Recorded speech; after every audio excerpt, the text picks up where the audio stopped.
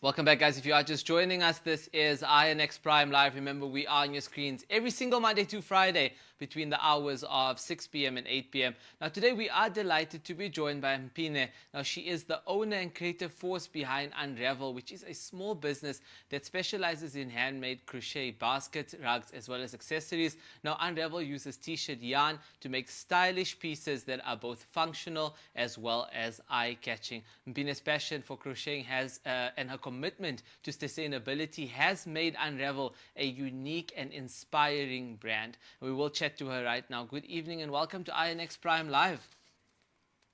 Hi, thank you for having me. No, it's a pleasure having you. I want to get straight into this conversation though, because we love SMMEs on this show and also in South Africa. What inspired you to start Unravel? I'm really curious about that. And how did you develop your unique crocheting style? Well, for me, it began as a hobby. It's something that I learned during COVID. I think at that time we're just trying to cope with being locked down. So my mom had some hooks and some wool in the house, and YouTube became my best friend. That's when I started learning how to crochet. At first, it began with the garments, but it later moved on to baskets, rugs, which is what Unravel is today. Oh, that's incredible. And I mean, honestly, the work that you're doing is phenomenal in your space. I wanted to know if you could walk us through your creative process. Now, from selecting the t-shirt yarn to actually crocheting as well, each piece by hand. Please explain to us how the process works. So I think for me, it began first with a need. I think I just moved into a new place. And because I like my things tidy, I grew into like home organization. That's where the idea of baskets came. I thought, hey, I needed something to put my jewelry in, my socks in. So for baskets, that's when I started playing with t-shirt. Yeah, and that's where you want something that is thick and sturdy that can stand. For example, this is the one that I have by my bedside. I put everything in it, like small Wow. things in it. But yeah, it starts with a need and then an idea or an inspiration. I think Pinterest is my friend now. Learning different yarns. For baskets, I need something that is thicker, but for handbags, for example, I need something stretchy but also really nice. Very, very cool. And I think it looks incredible. Well done on what you've Thank you done so so much. far. Let's just touch on the fact that you are an SMME, right? Now we know that you are a small business. I wanted to know what challenges do you face, when it comes to balancing your creative work with running a business as well, like all the different aspects of it. Because you know what, at the end of the day, being creative is so important, but at the same time, you still have bills to pay, right? So how do you manage to balance between running a business and being creative?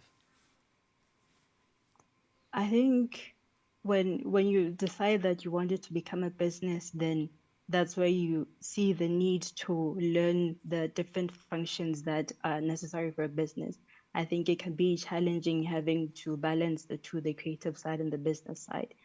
And I think I could crochet all day, but at the end of the day, I still need to learn how to price, how to sell, and how to make it work because I don't want it to just stay with me here. I want like people to buy it. I want people to see the craft. So I think it takes some effort to learn the different hats that I need to wear and learn the skills that I need to learn to make it work.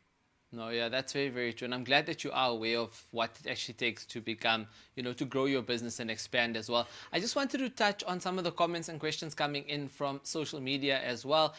We do have a question coming in from Nokia. Nokia was saying, what's the most unique item you've ever created in terms of your crocheting? Hmm. I think it's something that I did recently. It was a custom order for someone that wanted like a big basket for their house in the bathroom.